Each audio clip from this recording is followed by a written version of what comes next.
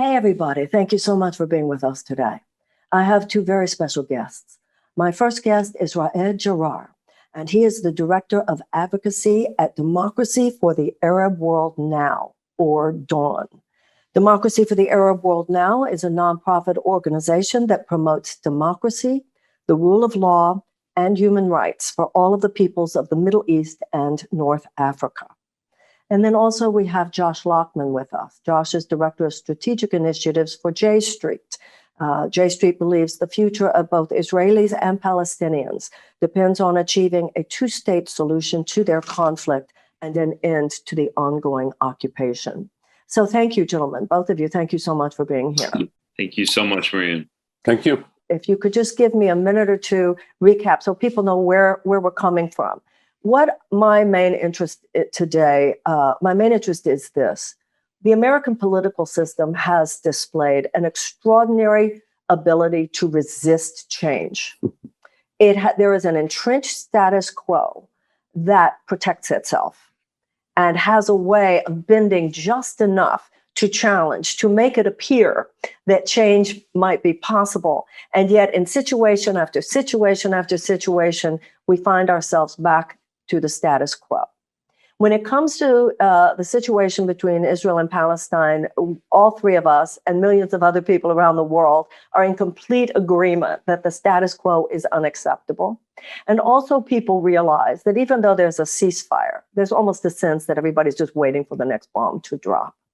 So I want to get as soon as possible into the conversation that perhaps our leaders should be having and apparently are not having. And that is, what are we really going to do to move the needle? What are we going to do as Americans? What are we going to do as concerned citizens who really care about what's happening in Israel and Palestine, ending the occupation, dealing with apartheid, dealing with ethno-nationalism, and how we as individuals can make things change?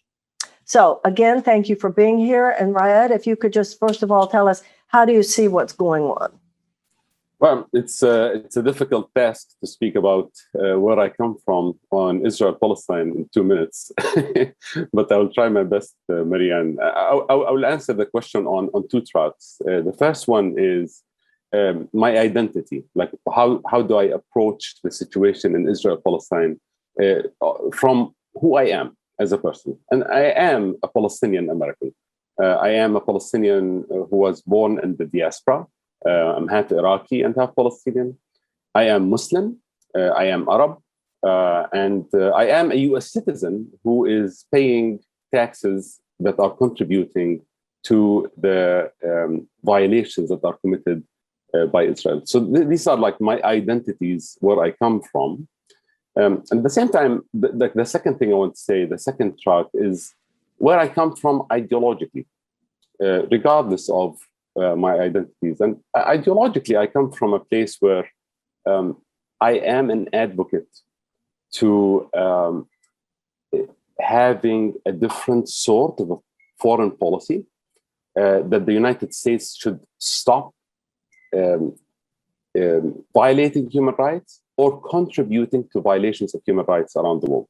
Whether this is happening in Egypt or Saudi Arabia or Jordan or Iraq or Israel, Palestine, I do have a consistent ideological analysis. And I have been calling on my government here, the US government, to stop supporting violations wherever they happen and to hold all countries around the world to the same standard.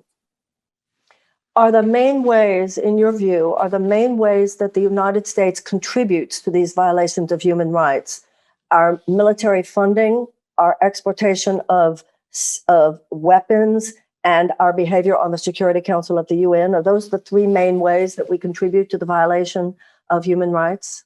I mean, I would say in Israel, Palestine, yes, you captured the majority of it. It will be the US financial and military support, but also the United States economic and political support to violations that take place.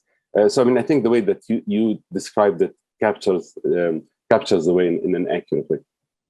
When we spoke together before, you said that you didn't really care if it's a one state or a two state. What you care about is equality of rights and opportunities and resources, correct?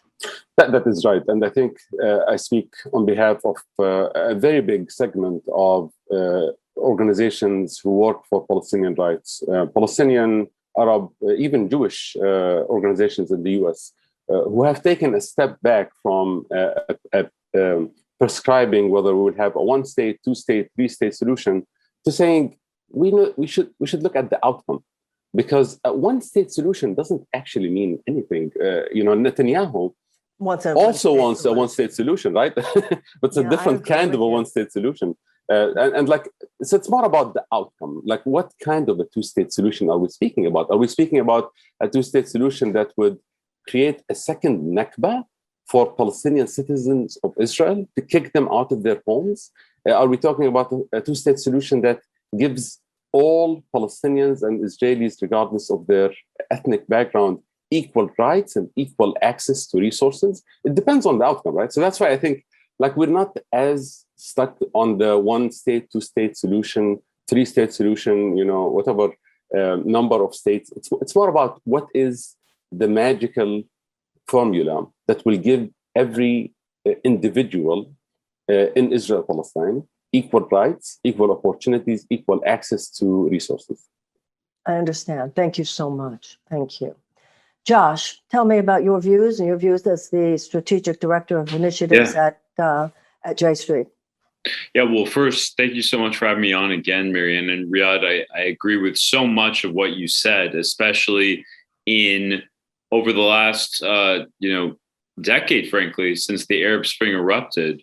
The primacy of democratic values and the downward trend in historic allies such as Israel and Saudi Arabia and others towards ethno-nationalism or violations of human rights, it's atrocious. And as Marianne said, a fundamental recalibration must be sought and must be ushered in. This is not business as usual. Thankfully, over the last few days, we've reached a ceasefire between Israel and Hamas. But we should be under no illusions. I agree with a lot of your prescription that, we can go through the merits, and I'd love to, about one state versus two state. But whatever word we use to describe the occupation, whether it's ethno-nationalism, some use apartheid, some say ethnic cleansing in Congress. We're seeing a sea change in Congress in the way that members of Congress are approaching the salience of the Israeli-Palestinian conflict and the occupation itself. For example, Joaquin Castro, representative from Texas, deliberately called it illegal. A telling statement from Senator Menendez, who's by no means a friend of necessarily of the causes we espouse, more to the groups to our right, explicitly focused on Israel's violence and seeking a conflict with Hamas on May 15th. He did this last week. It's a telling sea change that's occurring. And I think the most critical factor to keep in mind is, while Marianne and I discussed this, and I'm sure you'll agree, the two-state solution is on life support. It's on the precipice of disaster, frankly. But if the focus is on the occupation and its illegality under the Geneva Conventions, which it is, there's only one country in Israel, and only country on earth that believes the settlements are legal, and it's Israel. If that focus is, put, and President Biden is pressured by Congress and the new Democratic majority, there are other moves that can be taken to compel the calculus of the current Israeli government to deal with the cancer that's really, causing these events. Some of them are happening nonstop, like the annexation and matched to a tinderbox with Sheikh Jarrah, and others like the escalations and the wars between Israel and Hamas that have occurred for many reasons, and with tragic results for the people that live in both places. So I'm really excited to discuss this with you. You're putting a little more credence than I am on the fact that Joaquin Castro said that the settlements were illegal. And you're putting a little more credence than I am on the fact that Bob Menendez said he was disturbed by the bombing. The fact that the settlements are illegal, the fact that the occupation is illegal, is something that American presidents have been saying all the way back to George Bush. But there's a wink, wink after that. That's what we all understand at this point. Also, the idea that anybody even near progressivism, who is a U.S. lawmaker, tweets what he knows progressives want to hear. We need to go a lot further than that. Oh, yeah. So although I agree with you, it's good that they've tweeted. To me, that's still within the category of the establishment's ability to resist real change by just throwing you a little bit enough of a bone to make it feel, maybe they get it this time. In that sense, this is no different. And I've heard you yourself say politics of usual will not do going forward. And to me, that's still in the category of politics as usual. And You're right. Yeah. The Senator Menendez of 10 years ago would never have come out, Marianne, with a statement like that. But I agree with you that cosmetic lip service is utterly unacceptable at this moment. Yeah. And believing that you can not prioritize the conflict between Israel and the Palestinians, ensuring the legitimate and long denied aspirations of the Palestinians for statehood and civil rights, as Raed said, while maintaining Israel as a democratic and secure state. That sea change must take place now, even if the administration didn't want it to. The sea change has already occurred now in the consciousness of people around the world. The sea change has occurred in the consciousness of Americans, including American Jews. Any of them saying that the settlements are illegal is not enough. Any of them saying the occupation is not enough. We need to move into a phase of U.S. condemnation of these things. It's just like with Yemen. We want to hear an actual condemnation, and we want to hear that there will be now a withhold of military expenditure, military support for the things that actually hold the status quo in place. Raed, from where you stand and with your organization, what are the kinds of things? I think a lot of people, once again, I think we all agree there is a change in people's consciousness where there's not necessarily a change in people feeling like they know what they can do to make a difference other than scream and yell on the internet.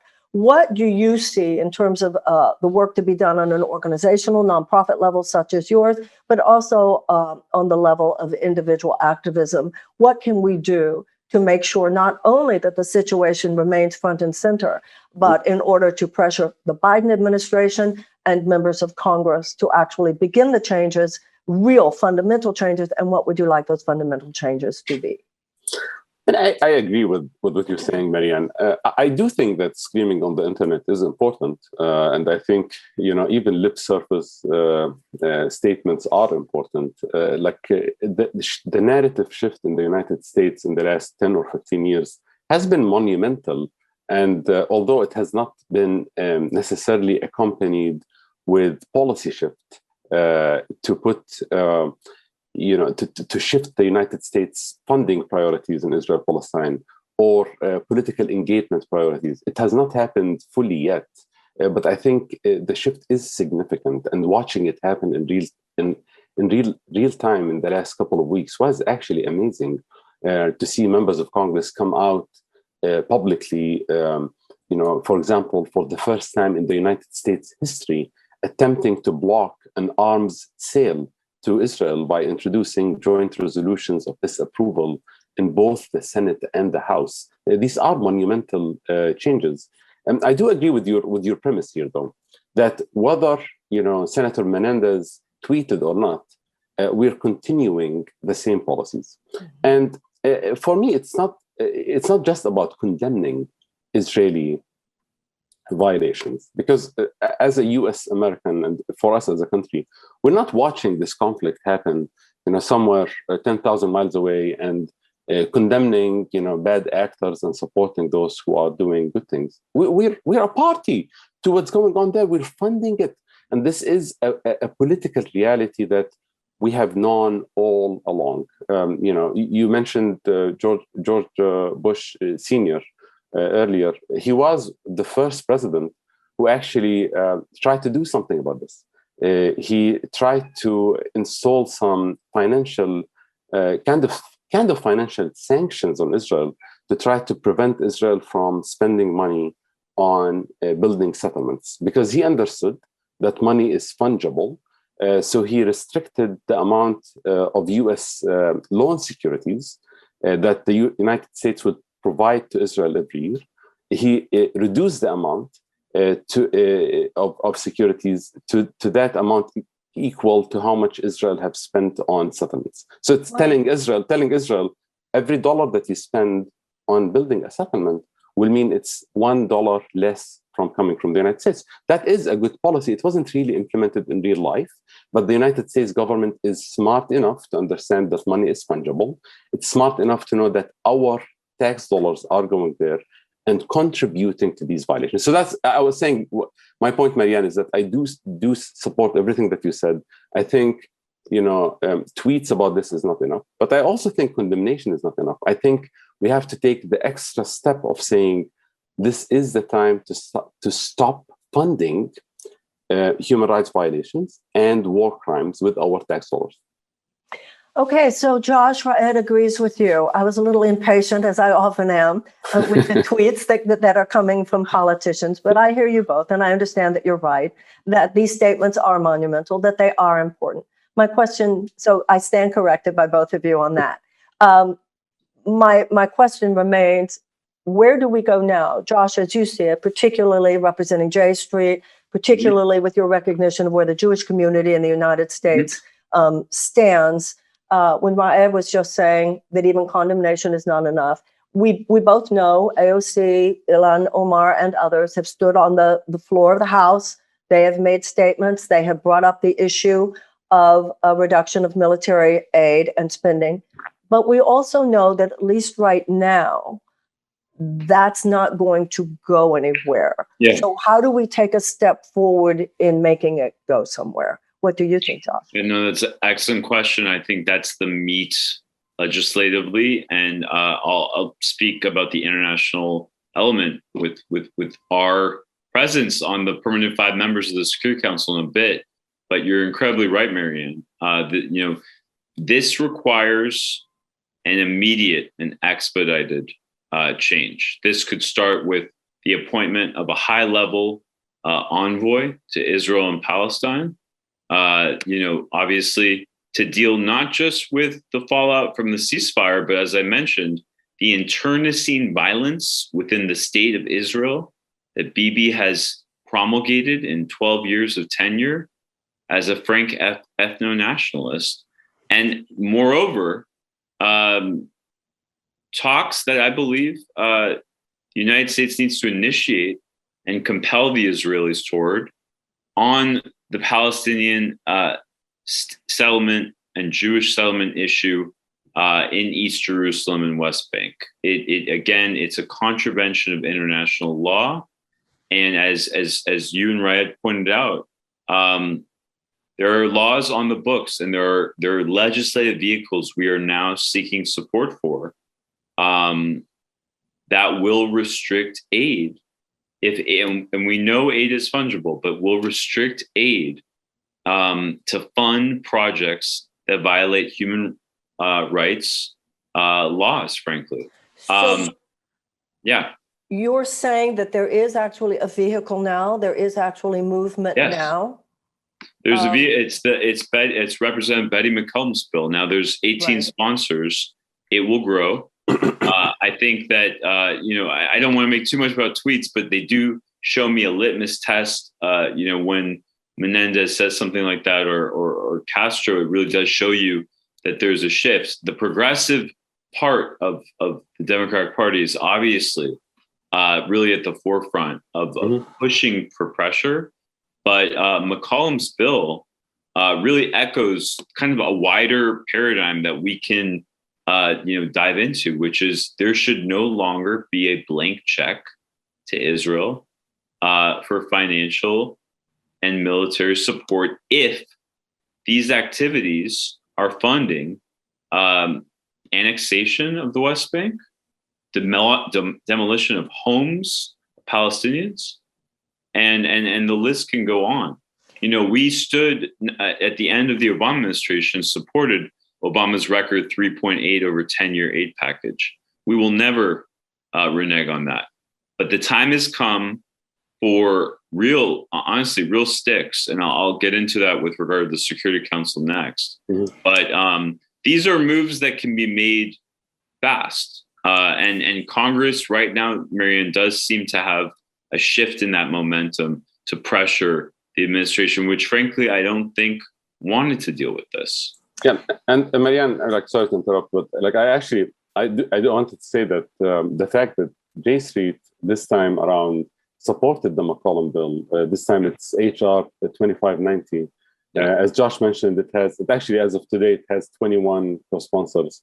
This bill has been reintroduced a few times. This is the third iteration of the bill. Two Congresses back, it was almost impossible to think that JStreet would be a co-sponsor of the same bill as the majority of groups that I have worked with historically on Israel-Palestine. And now we are in a different political moment. The fact that my organization, Dawn, and other Palestinian, Muslim, Arab, Christian, Jewish groups are on this bill, and we have JStreet joining the bill, is by itself a signal that the political landscape is shifting in the United States. And back in the day, I think many organizations did not touch the issue of aid to Israel. They were worried that this is, as we call in DC, third rail politics. You don't touch it. But now we are in a political moment where almost everyone is saying we can't continue the blank check policy. And I love that. I love hearing this come from Josh, because it is a signal of a political shift in the larger movement for a peaceful resolution in Israel and Palestine. The other point that I want to say is that I do agree with Josh that I also would love to have the United States play a constructive role in brokering peace in Israel-Palestine. But I think that's where I have a little bit of a different analysis.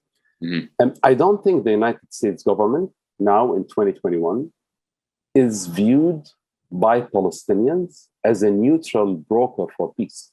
Yeah. So when the United States sends an envoy and says, "Hey, Palestinians and Israelis, let's sit around the table," the United States envoy will not be viewed as a neutral arbitrator for peace. The United States is viewed as a biased supporter of one side of this extremely intense military occupation, with sending money, with sending weapons, and with blocking international action that would have led to better outcomes for Israel Palestine. So I think there is a prerequisite there. And before we can play a constructive role in being a broker for peace, we need to first send a signal to Israel, to Palestine, to the rest of the world, that the United States is indeed taking a step back and rethinking the blank check policies.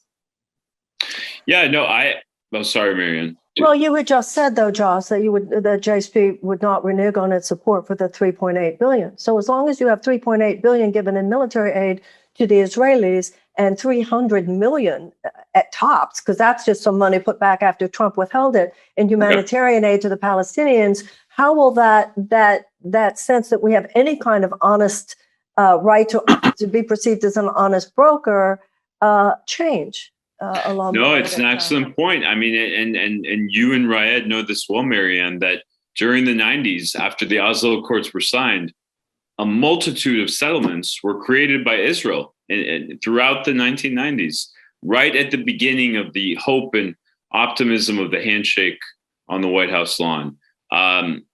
I personally, what Raed, I wanted to pick up Raed on what you said, because, Biden, campaigned on a return to normalcy from a atrocious aberration of a presidency that was intent, I believe, on,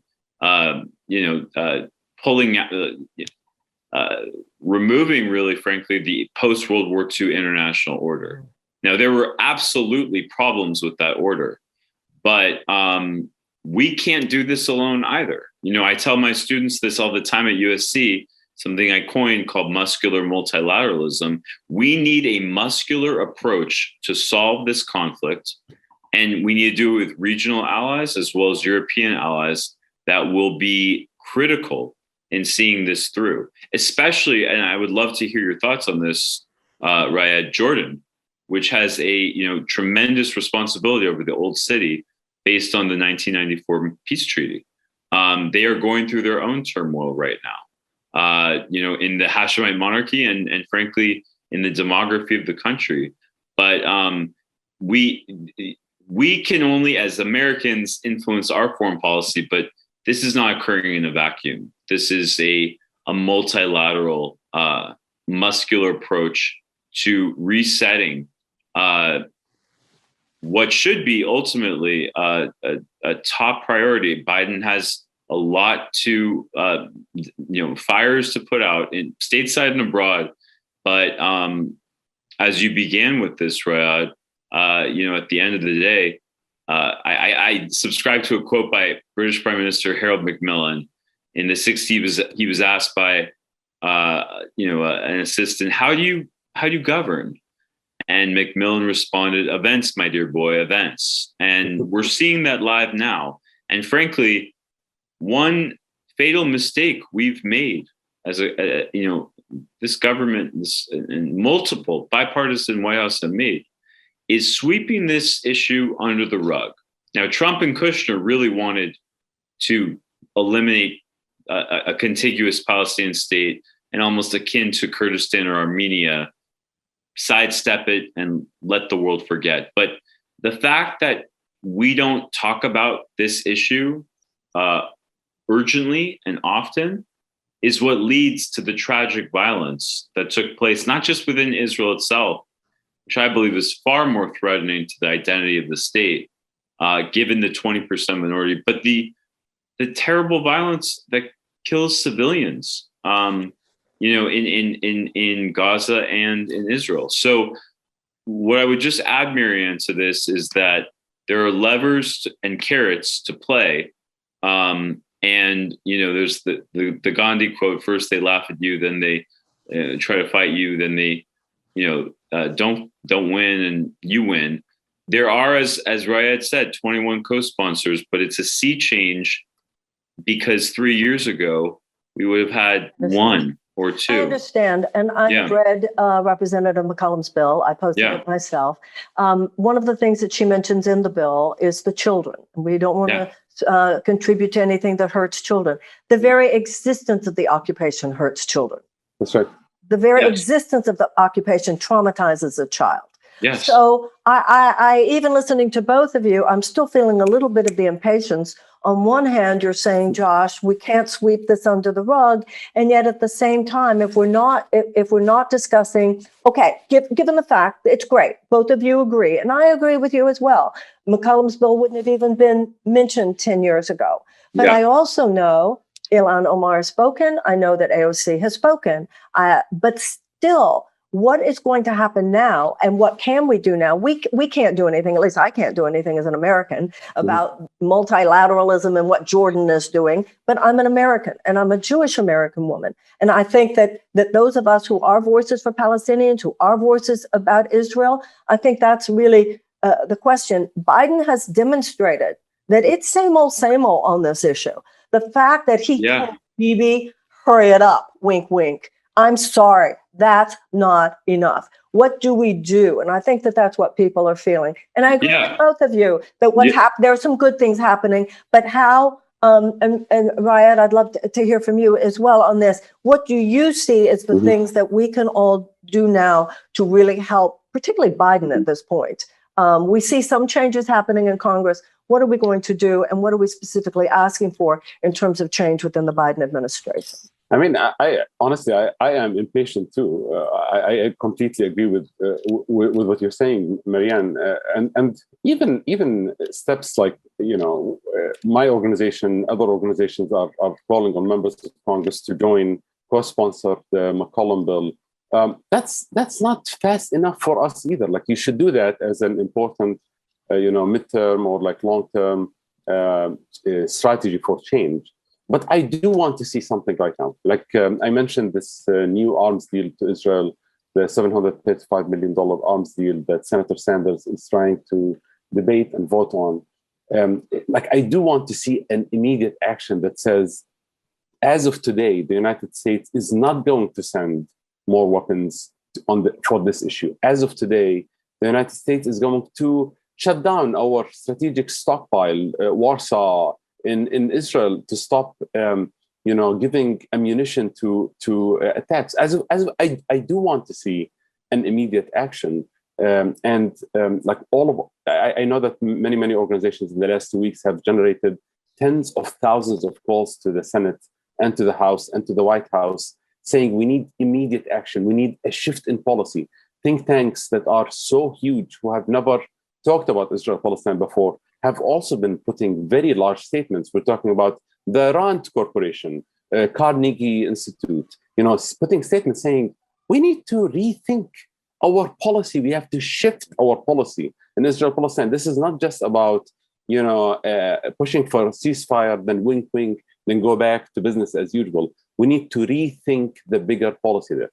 And I think this is a watershed moment that we actually do need to rethink the United States policy. So Marianne, as I said before, and I sound like a broken record because I've said these things for decades now, but I think what we must say this week and next week and the week after is the United States has to rethink its blank check policies to Israel. We have to stop the flow of arms, the flow of money, the flow of political support that is unconditional, that is just on autopilot that is going to Israel.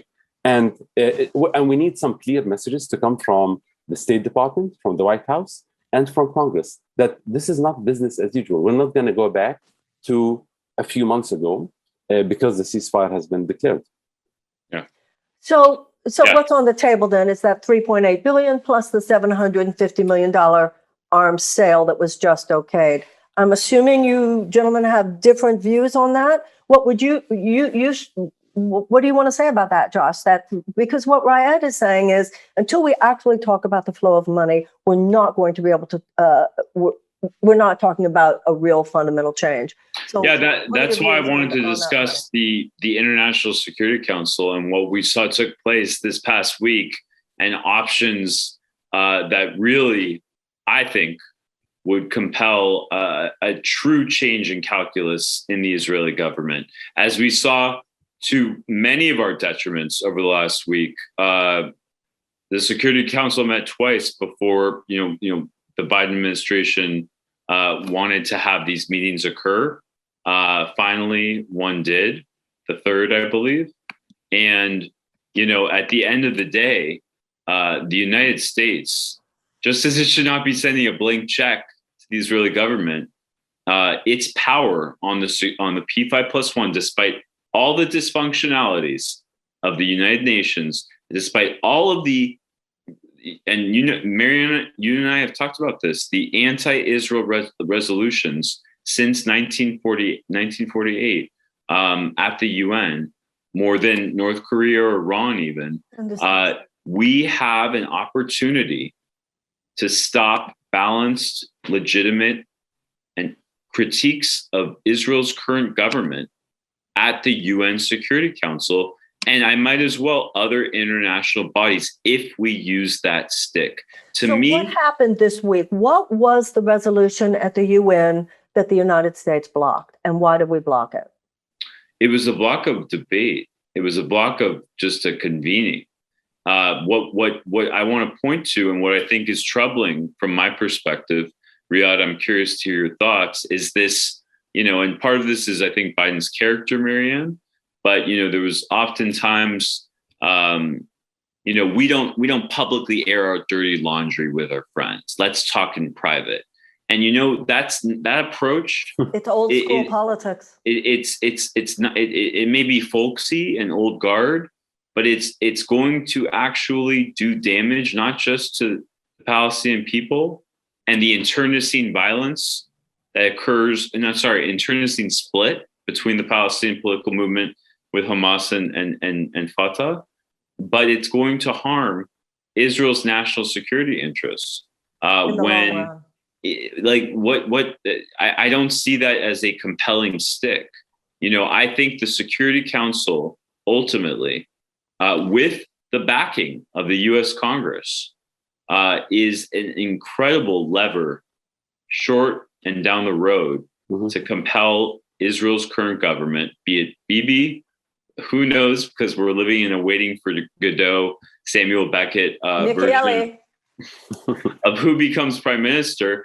And also we look at the problems that are horrifying on the Palestinian side and the political establishment, that 13 years have passed with no election. So the Security Council could be a very viable tool if used to compel pressure in many ways, not just critiques of Israel's potential human rights violations with regard to demolitions of homes and, as I said, the illegality of the Geneva Convention.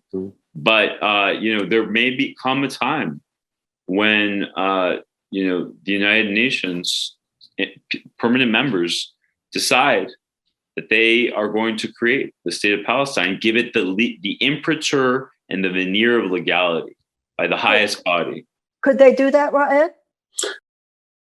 Do that and establish? Could they do that?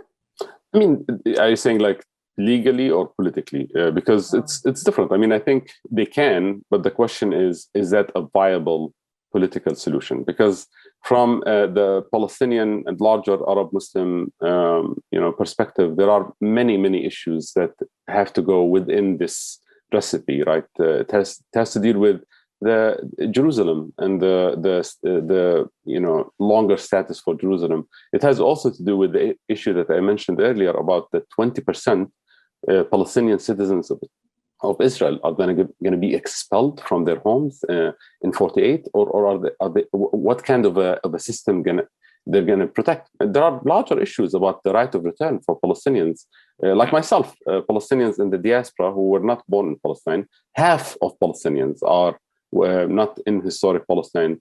These are like huge issues that, honestly, I am a very, very big critique. I criticize those who say this is too complicated. And I think there are very clear paths forward, but at the same time, I don't think that the United States needs to have prescribe the entirety of the final solution before we start moving in the right direction. Because we're way far from being even close to being in a place where we can propose a final solution. We're in a place where we're talking about our bombs literally falling on Palestinians and killing their children with no accountability.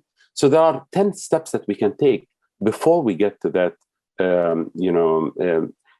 place where we have to answer your question, Marianne. Is this the final solution? Do you want to declare a Palestinian state tomorrow at 9 a.m. in the morning? And what is the border of that state? There are many questions that have to happen before that. Otherwise, the declaration will be meaningless. And the other point that I want to address here, Marianne, is a question that you asked Josh. I would love to hear Josh's answer to it as well, which is regarding the larger military aid question to Israel. And Marianne, you guessed it right. I think myself, many of Don's historic partners, whether they are Muslim organizations like American Muslim for Palestine or CARE, or Jewish organizations like If Not Now, or Jewish Voice for Peace, or other non-religious organizations, we have opposed the U.S. military aid to Israel. JStreet supports the $3.8 billion. Now, here's the caveat. The $3.8 billion a year until the end of the MOU is actually U.S. law, like where we stand now. It was encoded in U.S. law. And there is a space, we say end U.S. military aid to Israel, and groups, including JStreet, says, we support military aid to Israel. This is not the dichotomy. I actually have a space in the middle that JStreet and us agree that those $3.8 billion that are going to Israel every year should not be spent on human rights violations. Yes. So it's not an either or. It's not a switch. Absolutely. That we either like switch on and off. You. Yeah, and that's why I wanted to hear Josh answer the question, because I think JStreet moved from the space of saying this is an area that we're not going to touch to now saying we are going to discuss where the $3.8 billion will be spent. So we're not going to touch the top line spending, but we are going to discuss where the $3.8 billion, and that's what McCollum bill says. That is what the Foreign Assistance Act says. This is what the Leahy law says. We have so many laws on the books or in Congress. Absolutely. That try to say this. I do want to like, dig deeper there, because there is a path forward on working together on this area, I 100% agree. I think that there is what you articulated, right, a common ground in that restriction on aid by both the groups we represent is not only the moral and strategic approach that should be pursued now in this moment of transformation. Obviously, the salience of this issue, not just newsworthy, but how it's also tied together, frankly, to the wider regional recalibration. I mean, right now we have the Iranian negotiations in Vienna. We have, the agreements between Israel and the Arab world for rapprochement. And I sincerely believe, Raed, that, there, as we've heard reports, the Iranians and Saudis are meeting in Baghdad for secret talks for a detente of sorts. So there's a lot going on in this region where it affects Israel and Palestine, is that Gulf countries that have made normalized ties, and many more will, I'm sure, could very well work with the United States to essentially pressure them to create the Palestinian state and not have a cart before horse process that would not necessarily require immediate drastic cuts, but they should be immediate if they are happening, as Representative McCollum says, on the ground daily. I want to just underscore one point, though, because you're right, there is a political and legal distinction between what can be done in the Security Council and what can't be. But, when I look at the Security Council, first of all, it's made up of 5 members that really don't represent, they need an overhaul themselves, the permanent 5 of the Security Council. Secondly, we want to work with these bodies in good faith and not stall so that private conversations can happen. Buy me a few more days, Joe, from BB, calls like this that have been reported. And Joe said, yep, you got 3 more. That is not going to fly anymore. And the United Nations Security Council, since the end of World War II, this is the most important supranational body. And I actually think that this is a tactic, along with the restrictions of aid, that can be delivered. It can be delivered privately. That I'm fine with. If the Biden administration said, we're going to abstain from resolutions that condemn Israel for human rights violations, I would 100% support that. I love that. I love that. And that happened before. Exactly. It happened at the end of Obama. That's right. So, and Obama took a lot of heat from Congress. And this goes to Marianne's point. The sea change from 2015 till 2021 in the left, right, and center of the Democratic Party has been unreal. We, as an organization, have moved into the mainstream between 2 very alarming extremes.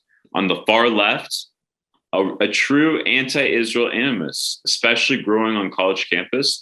And on the far right, a sclerotic old guard mentality toward dealing with these issues and defending anything that BB over the last 12 years has sought.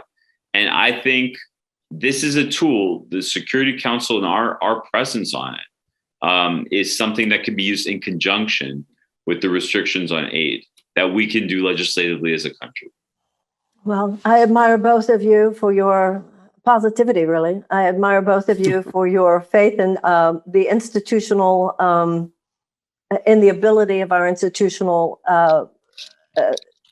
realities to move forward. I remain with a little bit of impatience that I know in your heart you both feel as well. Old school politics is over. The idea of Biden talking to any national leader in private and thinking that's okay, and they'll just figure it out between themselves. Those days are over. People are too conscious. People are too aware. The internet exists.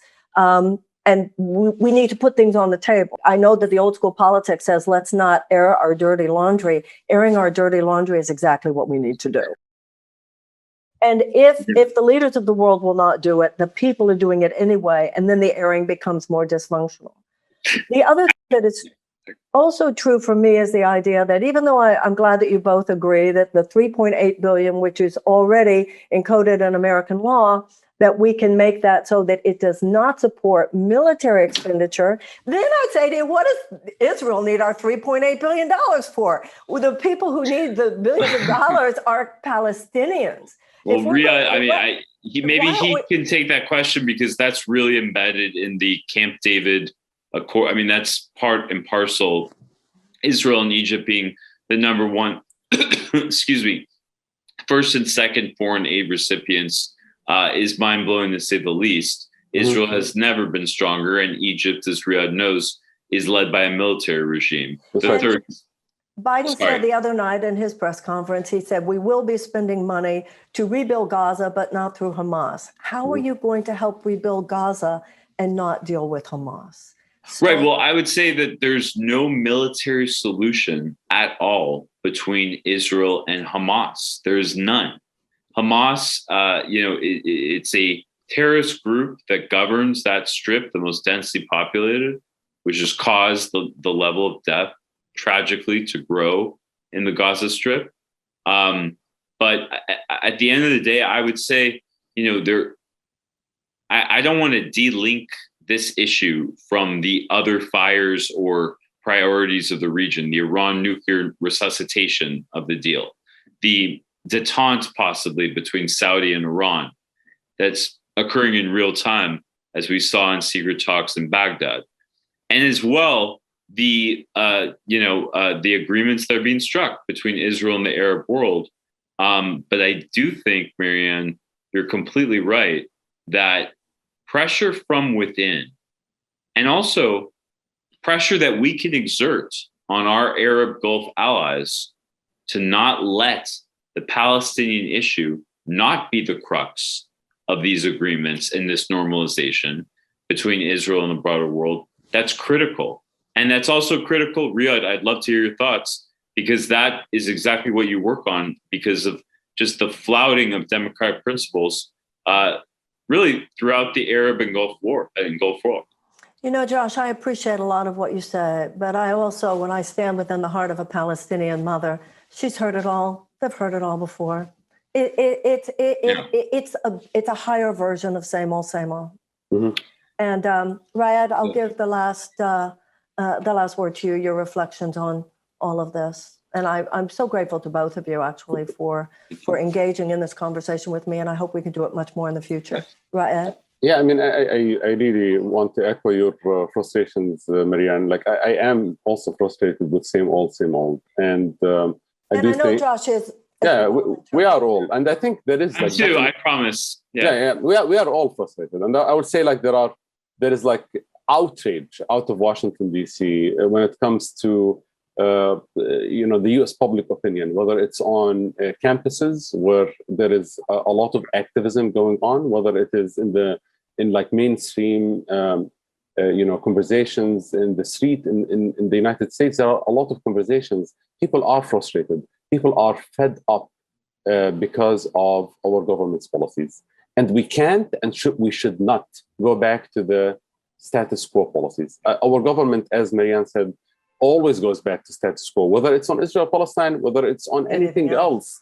It's a huge bureaucratic machine, and we need to change it. I think this is an instrumental moment for us to push for a change. The time for autopilot throwing money at Israel and Egypt and other quote unquote historic allies in the region just because they are allies without anyone giving an actual reason for why are we doing this? Why are we giving billions of dollars to Israel and Egypt and Jordan and other countries in the region? This is the question that was asked by the Rand Corporation's most recent report. This is a question that we are asking. Why?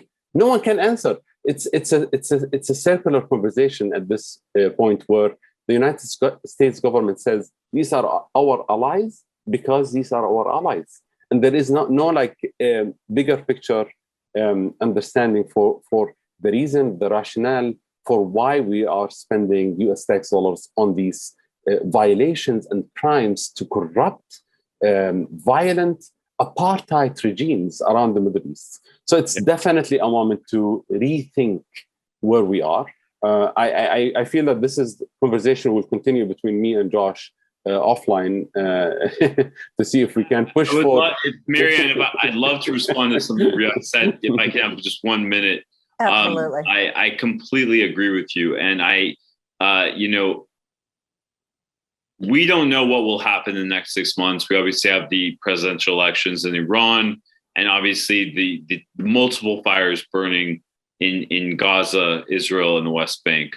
Not to mention the ongoing crisis in Yemen and the moral and geopolitical crisis of our time in Syria.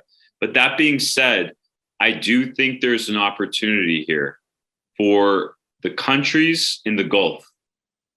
UAE, Bahrain, Morocco is not the Gulf, but takes its lead from the Gulf to not only be a part of what will be an undoubtedly huge international aid package to address the horrific living conditions of the people of Gaza, but also to make the primacy of the Palestinian state as necessary. And that pressure, that leverage, I'm encouraged by. I'll tell you why. I look at Chris Murphy, Marianne and I discussed this, but Senator Chris Murphy and others that are trying to figure out what does a post-Trump progressive foreign policy look like? And it's going to require pressure now, immediately, on these countries that you work on and that go beyond Israel and Palestine. That's right. And honestly, my organization, the Democracy for the Arab World Now, was founded by Jamal Khashoggi. This is an organization that was founded by someone who was kidnapped and murdered by agents of the Saudi government. So as you would imagine, Don is very extremely critical to Gulf monarchies who are unelected, who are brutal to their own people, who are brutal to their neighbors in other parts of the region. I am less optimistic about engaging with these dictatorships to come up with a solution for Israel-Palestine. But I do think that what Josh is saying is valid from a point where the United States pressuring other allies in the region to come up with a comprehensive vision for moving forward. I thank both of you for the work that you are doing to do just that. I'm so grateful to you for speaking with us. I want all of you to be reminded that you can call the Congressional Switchboard at 202-224-3121. You can ask for your senator's office. You can ask for your congressman's office and say, I have a constituent call. This is a constituent call, and I want to register my opinion. And I know you're thinking, what difference will it make if I call? I'm not saying it will make a difference if you call. I'm saying it will make a difference if 10 people in your district call or 20 people in your district call. And on that, actually, will make more of a difference than you even know. Also, contact the White House. Make noise. And yes, use your own platforms. Use your Instagram. Use your Twitter. Stay away from the hateful talk. Remember the elegance, and remember the compassion that is displayed by Raed, by Josh, and by their organizations, because it's only in that spirit that we will be able to truly solve this problem. Yeah. Gentlemen, are we done for now? Either of you have anything more? I think we're done. I hate to say it, but I think we can talk for 3 more hours. I think we can talk for 3 more hours. I hate to say it, but this issue, is we will have to I applaud you, Marianne, for highlighting and the timing of this podcast occurring in real time over the last 2 weeks, what were issues that were frankly forgotten by, as Raed said, the so-called blob, the wider foreign policy establishment of Washington. And but I remain encouraged that Democratic pressure in Congress on Biden and his team can make a difference in the way they approach the Israelis and offer the carrots and the sticks that we'll see, I hope. Inshallah. I'd also like to remind everyone that we do have primaries coming up. We do have elections next year.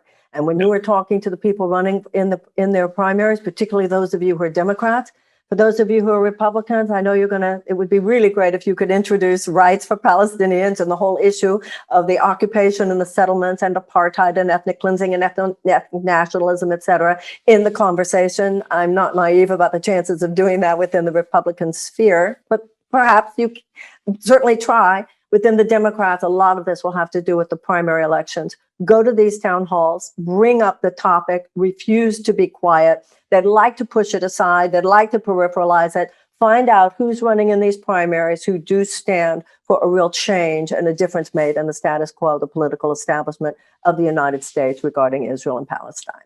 Raed, any final word?